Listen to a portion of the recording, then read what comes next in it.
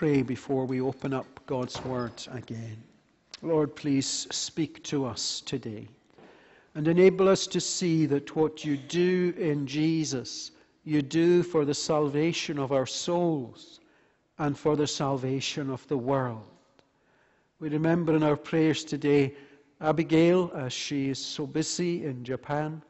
And we also pray for Osamu and Mary in all the work that they're doing, the work of broadcasting on the radio and establishing Christian work in the north of Japan. We commend that land to you today, most especially, asking for your grace and mercy and peace. Now, Lord, will you speak to us through your truth? And may we learn, even though the passage may be familiar, and may we learn so that we are changed. In Jesus' name, amen. Do look, please, at Matthew 14. Matthew 14 at verse 13, the passage where Jesus feeds 5,000 men. I'll speak about why that is significant in a minute, but it's worth remembering that there were women there, and it's quite likely they equaled or outnumbered the men, and that there were children there. And so we can multiply the number of people many times more than 5,000. But there were 5,000 men who were fed in a wonderful and miraculous and significant way as a sign by Jesus in this incident. The passage begins in Matthew 14, verse 13. When Jesus heard what had happened, this presumably refers to the murder of John the Baptist, who was under arrest and held by Herod Antipas. When Jesus heard what had happened, he withdrew by boat privately to a solitary place, to a desert region, an uninhabited region across a branch of the lake, the Sea of Galilee. Hearing of this, the crowds followed him on foot from the towns. When Jesus landed and saw a large crowd, he had compassion on them and healed their sick.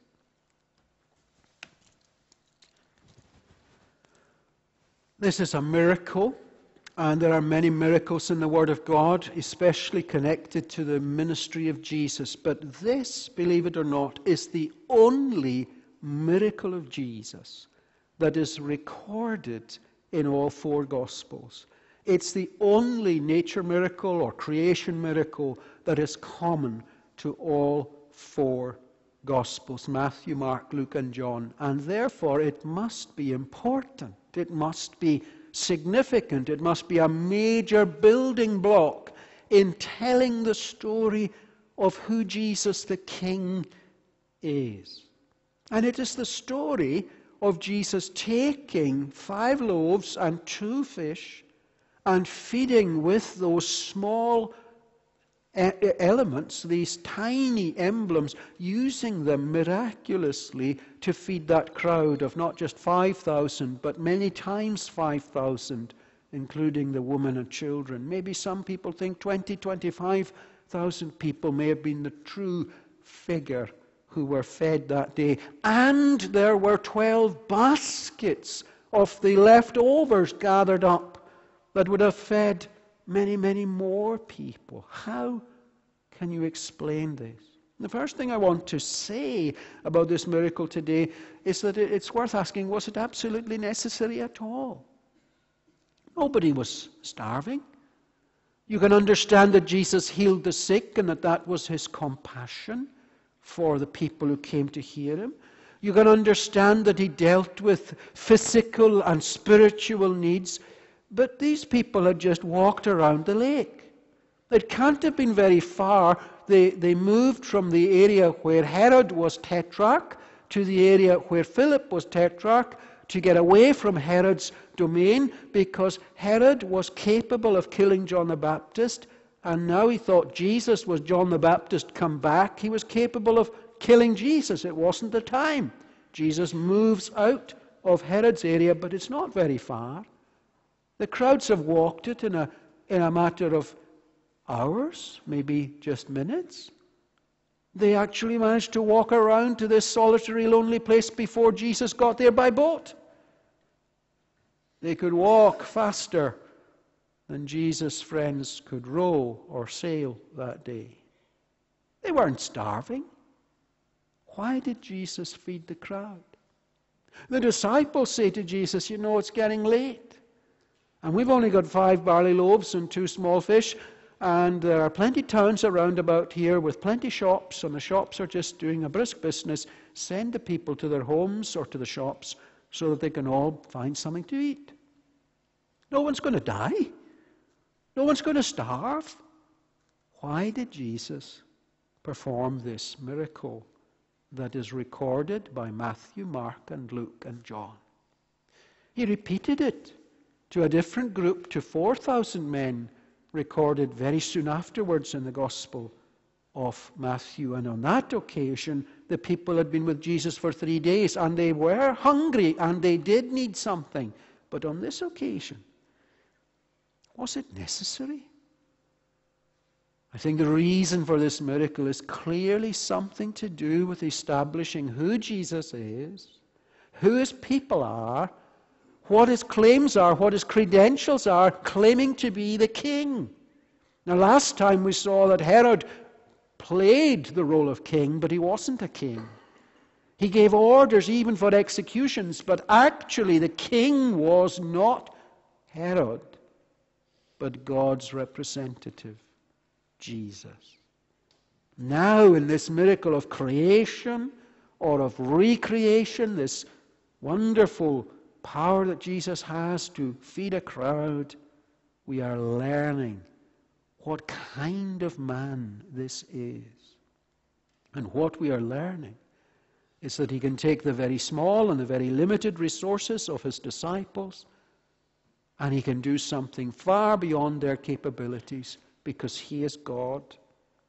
He can do what no other man and no other king and no other ruler can do. He can take matter and change it. I don't know of any other example in the history of physics, in the history of science, where matter is taken and changed and created. What was happening to the elements, to the chemical compounds, to the chemical bonds that made up 5 barley loaves, that they, in the hands of Jesus, become enough for a crowd of thousands? What happened at a subatomic level? Was it not very similar to what happened when God said, when there was no light and when there was nothing, let there be light? And there was light. When there was no world and there were no stars, and God speaks the universe into existence, and we go from no energy, no matter, to a universe of enormous complexity and enormous scope and size and power by the power of God. From nothing, not just to something, from nothing to everything is the power of God. And this Lord Jesus is the same God walking around among us. It's astonishing.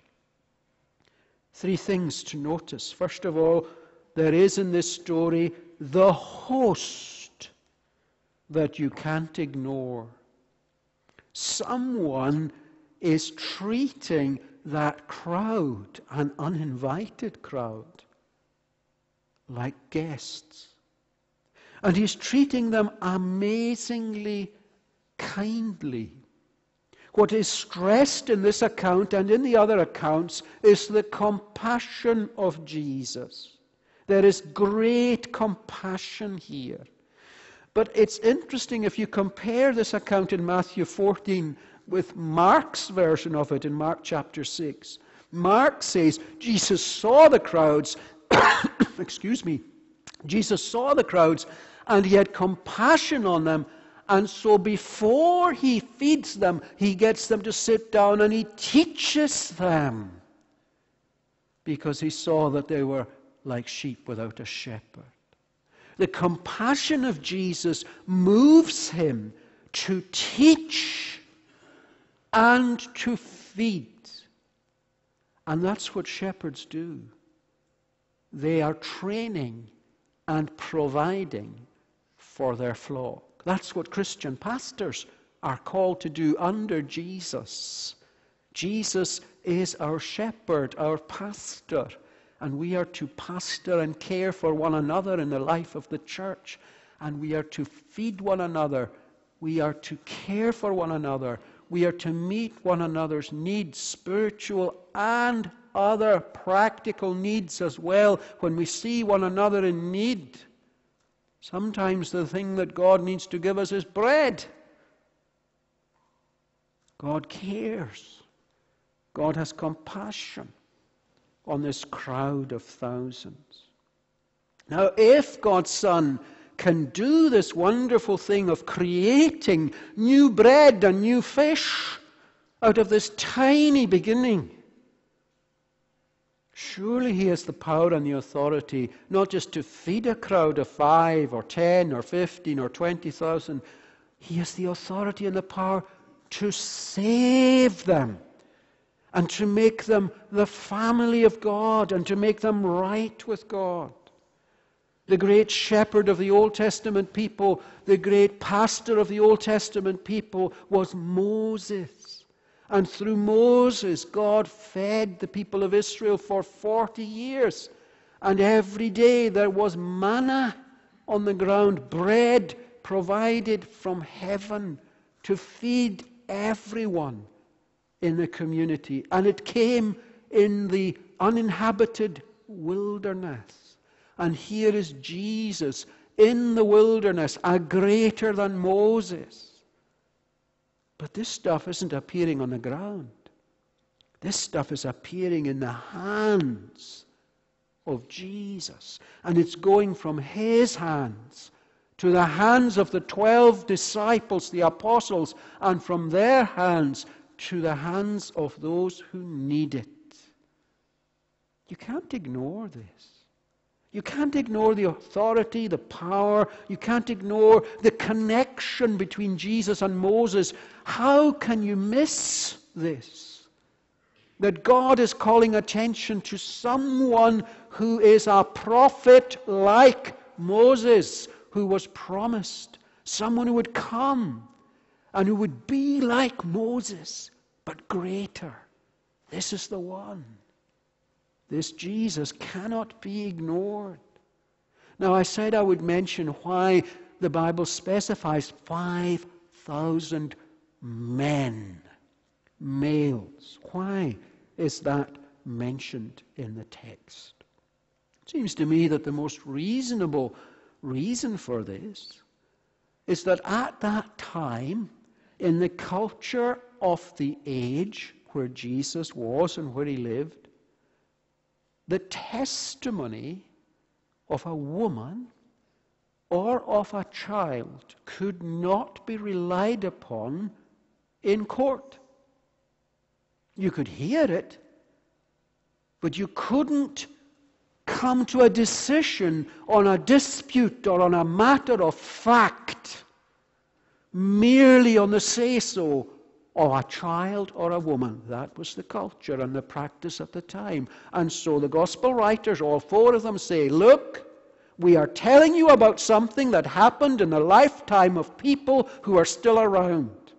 We are telling you what happened, and there were 5,000 men, and they can go to the synagogue, they can go to the Jewish courts, they can go to the temple if you want, and you can ask all 5,000 of them on their oath to tell you truly what they saw and what happened. And they will tell you, and it is admissible evidence, that there was a miracle that only God could perform.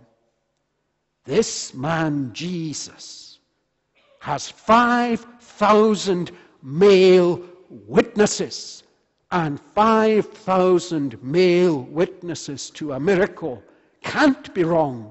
They can't be ignored. This is overwhelming evidence. Now, if this story was circulated 200, 300 years after the time of Jesus, you might say, it's just a story. It's one of those stories that grew legs and it grew arms and it grew wings and it flew away. It's just a legend. This story was circulating orally and in written form in 4 different versions within the lifetime of the people who were there. If it didn't happen, people could say, that's rubbish, that's a lie.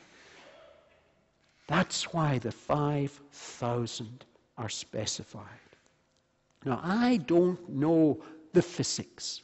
I don't know the science of it. I'm not sure if the Large Hadron Collider over in Switzerland could crack open what was going on there either. I don't think a mass spectrometer or an electron microscope or all the Nobel Prize winners from the last century could crack what went on physically in this miracle. But I tell you this, if 5,000 men and maybe another 10 or 15,000 other witnesses come and they say, this man who walks around among us in Galilee, he can create with his hands new matter.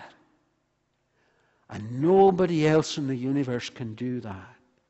And no science in the universe can do that. This man is God, and this man is King. What lesson should we learn from this? Well, John draws the lesson in John chapter 6, verse 27, where he records Jesus as saying, after this miracle, focus on what's happening. It's not just about bread. It's not just about fish. It's about your relationship with God. It's about your soul being alive. Jesus said, do not work for food that spoils, but for food that endures to eternal life, which the Son of Man will give you. The source of a right relationship with God, the source of spiritual feeding, nourishment, satisfaction is nothing less than Jesus himself. This is the host that you cannot ignore. Secondly, there is an emphasis in this story about the future. Not just what was future to the disciples and the people of the first century, but things that are still future for us today. So secondly, the future you can't ignore. What's going on in this story? Step back from the story. The story before it is about a banquet with a bad king. A banquet that leads to sexually suggestive dancing, that leads to an unlawful and unjust execution of a good man, John the Baptist. That's a horrible story about a banquet. And the next story is the story of God's Son hosting a banquet. And there's nothing sleazy and there's nothing horrible about it. It is a beautiful banquet. It is a banquet where bodies, bellies, and minds, and heads, and hearts, and souls are being filled with the good things of God. What a contrast between these two banquets. It's a deliberate contrast. And it's telling you that there is a trajectory coming from Herod's banquet and coming from Jesus' banquet on the grassy slopes beside the Sea of Galilee. There is a trajectory towards the future. And what way is that future going? It's going towards the cross. And on the way to the cross, it will go through what we call the upper room, where there was the Last Supper. There is definitely a connection between these events. and the upper room and the cross. But it doesn't stop there, because it's going on to what people call the end of time banquet, the end of the age, the eschaton, the eschatological. These are big words, but the idea is that there is an age coming in the future when death dies, when suffering ends, when evil ends, when the devil is forever defeated, and when there is nothing on the earth, nothing in the universe except the perfect rule of God. Jesus, the King, in God's kingdom, where there's no darkness, no night, no sorrow, no sighing. And the way to picture that in the Old Testament is a banquet with the finest of wines, and all the nations are coming to the banquet, and there's wonderful meat on the table, and you're satisfied. Let me give you an example of how the Old Testament looks forward to that. In the book of Isaiah, chapter 55, one of my favorite chapters in the Old Testament, talks about that fine wine and fine company, that party that is greater than any other party you've ever been invited to. Isaiah 55, come, God's invitation, come, all you who are thirsty, come to the waters, and you who have no money, come and buy and eat. You don't need money to buy your seat at this table. Come, buy wine and milk without money and without cost. Why spend money on what is not bread, and your labor on what does not satisfy? You're sweating for the wrong banquet. Come to the free banquet of the gospel of God. Listen to me, and eat what is good, and your soul will delight in the richest of fare. It couldn't be clearer. There is a future banquet in Isaiah 55. And that future banquet that Isaiah is preparing us to see is the banquet of the gospel of God. So let's stick that up onto the PowerPoint. This banquet satisfies. Satisfaction is guaranteed. Have you ever been out for an expensive meal and there was a big build-up, and you read TripAdvisor and you spoke to people who'd been, and you were tasting that steak before you were halfway into the place, and you were ready for the meal of your life, and for whatever reason it didn't live up to expectations, and it turned out to be a very expensive rubbery chicken, or a very expensive overdone steak, or the service was poor, or whatever. You've probably had an experience like that. But Jesus, He is far, far, far, far better than anyone has told you. The banquet involves eating in fellowship with God. What Moses did on the mountaintop is now for all God's people. Table fellowship with God through His Son.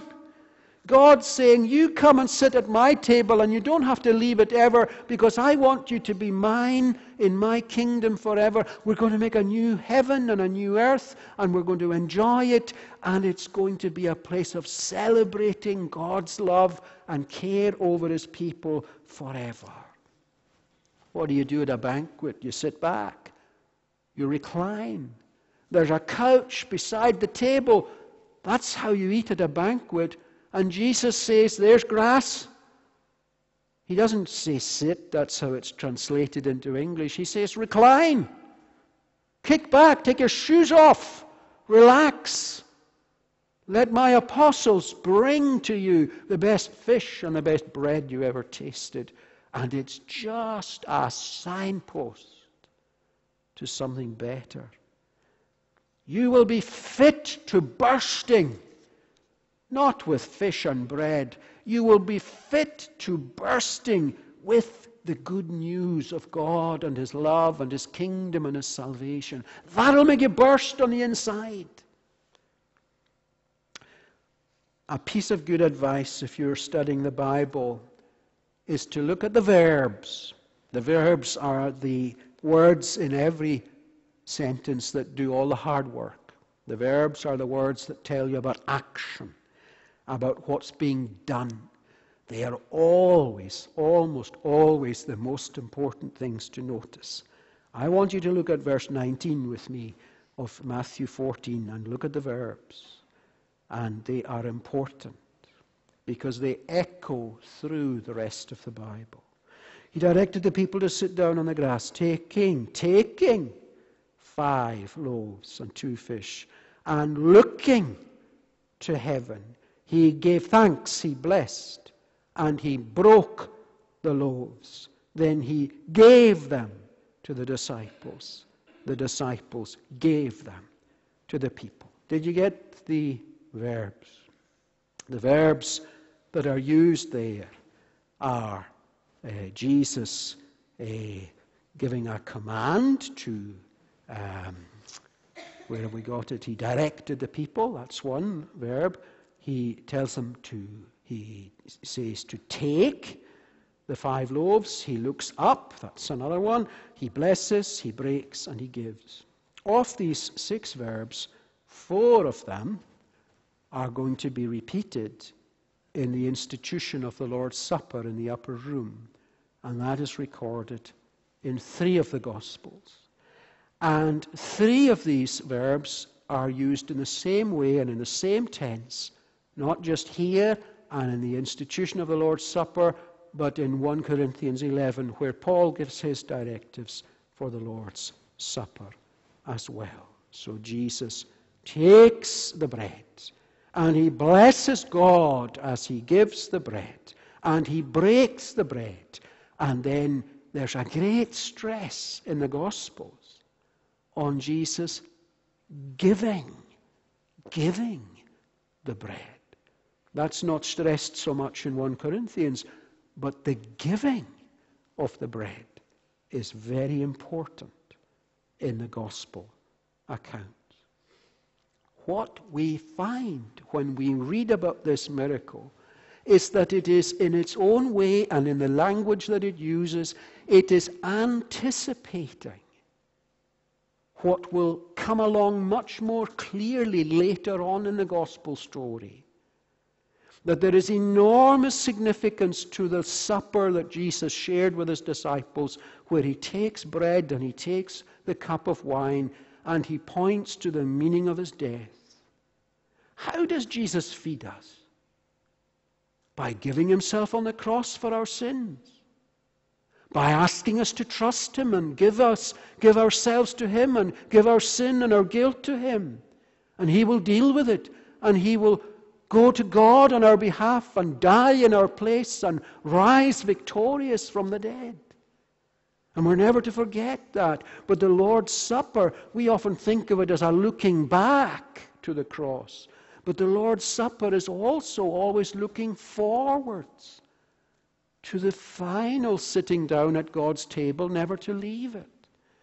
To the final celebrating salvation with God in the age that is to come. And so Jesus says, keep eating the Lord's Supper until I come.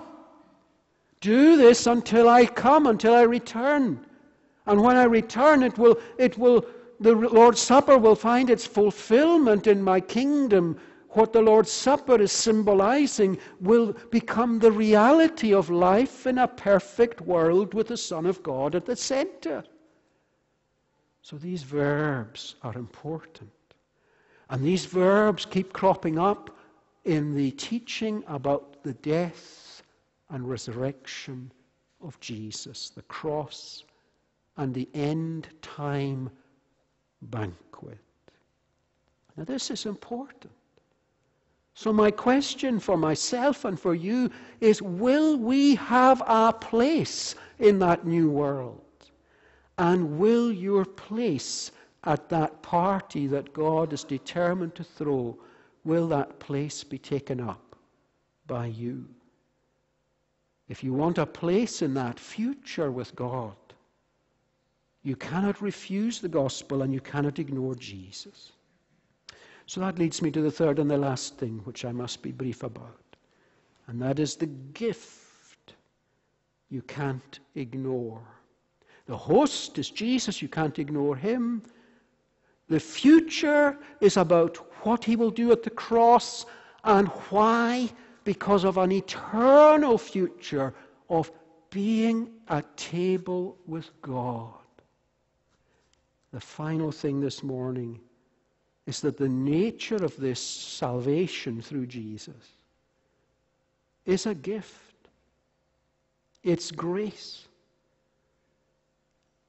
Right at the beginning this morning, I asked you the question, was this miracle necessary? And at one level it wasn't. They didn't actually need this bread. They could have satisfied their bellies in some other way. And yet at another level it was absolutely necessary, because it was teaching them that only Jesus could satisfy them, and that he doesn't charge. He provides satisfaction for free to all who will take it and who will ask for it. Essentially, what's going on in salvation is that people become part of God's family, part of God's household. And in the household, in the family, the father looks after the members of the family and provides for them. The older brother looks after the younger brothers and the younger sisters and provides for them. And so when Jesus blesses God and breaks the bread, he is giving a gift to his family. If you want the gift, you need to belong. You need to take your place in the family, and that means putting your trust in Christ. Belonging to the family means coming to Jesus as your Savior. The gift that I'm talking about is a place in God's new family. Do you have such a place? It is really sad and really ironic that of the 5,000 men and who knows how many women and children who were there, we know from comparing the four Gospels that many of that crowd were there and they were impressed with the bread and the fish. They were impressed with the miracle. But they did not want a place in God's family. They did not all believe. They did not all confess their sins to the Son of God and turn from them in faith to him. They did not go to the cross that the cross might save them. So I need to ask, if we are going to the place of abundant forgiveness and salvation, or just playing around with religion and playing around with God and playing around with Jesus. What are you doing with Jesus? Let me put it like this. The gift is yours by taking and by eating. The gift is yours. It's the last bit of the slide. The gift is yours by eating with the King. Jesus, I want to follow you. I must follow you. I need to follow you. Jesus, will you save me? Will you protect me? Will you save me from myself? Because salvation is always your gift. I don't deserve it. I had all my children home with me this week, but my nest is empty today. One has gone back to university and two have gone off to camp. But I hope I still provide for my 3 children, even while they're away from home. And when they come home, if there's food on the table, they don't say, Dad, can I have some of the bread that's there in the cupboard because I've worked hard, or I've been a good boy, or I've been a good girl? That's not how it works. Your children are welcome at your table because they're your children. It's your privilege and your joy and your duty to feed them. They don't have to earn food. Little William there, he doesn't have to say to his mum, I'm going to be a good boy, so will you please give me a bottle? It doesn't work like that. He can be a really bad boy and he'll still be fed. Because that's what a mother will do for the child that she's given birth to and that she loves. She will feed and protect. That's how it is in God's family. Don't think I will deserve eternal life. I will pay God back for eternal life. Become a child. Become a child in God's family. Become a dependent. Become needy. Eat with the King, because he loves to eat with his subjects. Don't ignore the King. Don't ignore the table. Don't ignore the future. Don't ignore the host. May God bless to us his word. Feed us, Lord, we pray. Feed us with the good news of new life in Jesus and satisfaction through Jesus. Lord, in some ways this is so simple and yet so profound. May we not miss what is obvious, that God has come among us to offer life, satisfaction, salvation. God, in Jesus, we honor you. God, we pray that you will come and dwell in our hearts and be our Lord, our King, our Savior. Amen.